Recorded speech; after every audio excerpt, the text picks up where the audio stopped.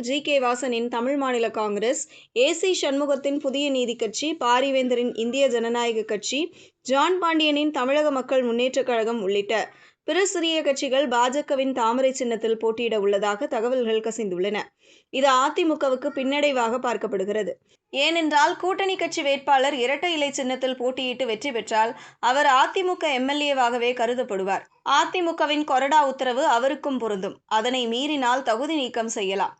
ஆனால், பாஜகவின் தாமரை சின்னத்தில் கூட்டணி கட்சி வேட்பாளர்கள் போட்டியிட்டு வென்றால் அவர் பாஜக எம்.எல்.ஏ.வாகவே கருதப்படுவார். அவர்கள் அதிமுகவிற்கு தலைமைக்கு கட்டுப்பட வேண்டாம்.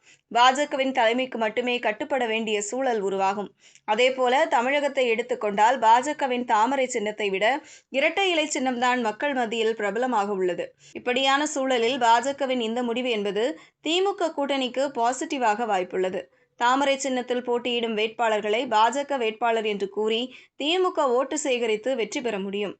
இதனால் அதிமுக, பாஜக கூட்டணியில் ஏற்பட்டுள்ள இந்த மாற்றம் திமுகவுக்கு வரும் தேர்தலில் பிளஸ் பாயிண்டாக அமையலாம் என்கின்றனர் அரசியல் நோக்கர்கள்.